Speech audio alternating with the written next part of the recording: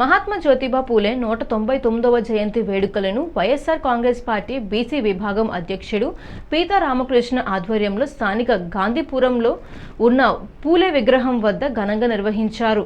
అనంతరం బాటసార్లకు చల్లని ద్రాక్ష రసాన్ని పంపిణీ చేశారు.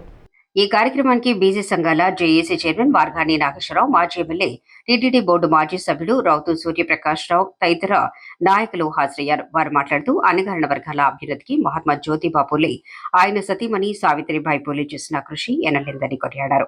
సంఘ సంస్కర్తలుగా, సామాజిక విప్లవకారులుగా వారు బడుగు బలహీన వర్గాల విద్యకు నాంది పలికారని, వారి స్ఫూర్తిని నేటి తరం నాయకులు కూడా కొనసాగించాలని పిలుపునిచ్చారు. వారు చేసిన సేవల కారణంగానే నేడు దేశంలో అణగారిన వర్గాలకు చెందిన వారు అత్యున్నత స్థాయికి వెళుతున్నారన్నారు.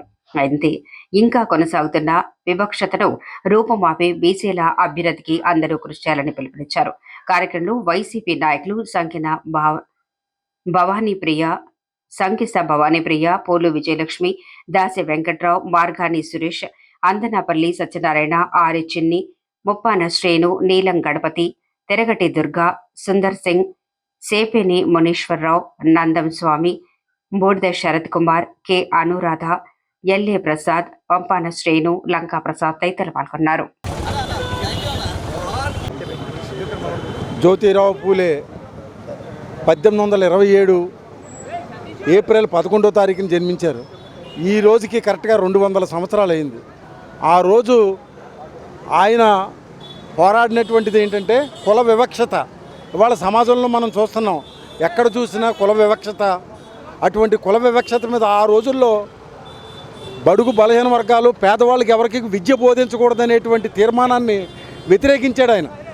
ఏంటి ఈ సమాజంలో ఇంత అన్యాయం జరుగుతుందని చెప్పి వ్యతిరేకించి తన భార్యని ఇవాళ మహిళలకి విద్య బోధించడానికి ప్రోత్సహించి ఇవాళ సమాజంలో మహిళలు అన్ని రంగాల్లో ముందుకు వస్తున్నారంటే దానికి ప్రథమ కారణం జ్యోతిరావు పూలే భార్య సావిత్రిబాయి పూలే. ఆ రోజు ఆమె ప్రారంభించినటువంటి విద్య ఈరోజు దేశాన్ని మహిళలు సాధించే స్థాయికి ముందుకు వెళ్ళగలిగాం. ఈ దేశంలో మొట్టమొదటి సామాజిక విప్లవ యోధుడు జ్యోతిరావు పూలే.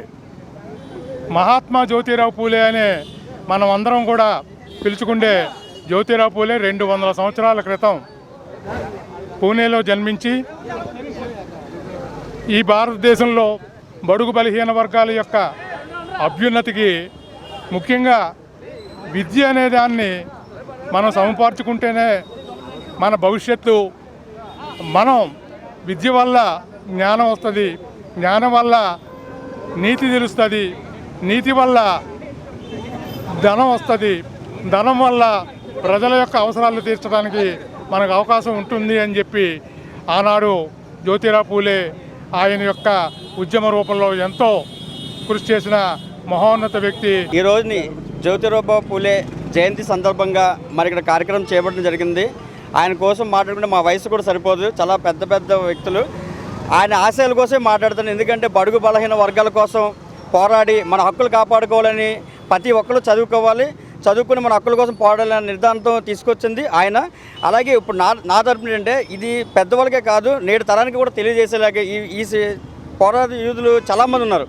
అంబేద్కర్ కానీ చాలామంది ఉన్నారు. వీళ్ళందరూ కూడా ఒక స్కూల్లోని క్లాసులో కూడా సబ్జెక్టులు పెడితే నెక్స్ట్ జనరేషన్ కూడా అందరికీ కూడా ఒక అనుభవం వస్తుందని చెప్పేసి వాళ్ళ ఆశయాలతో ముందుకెళ్దాలని కోరుకుంటూ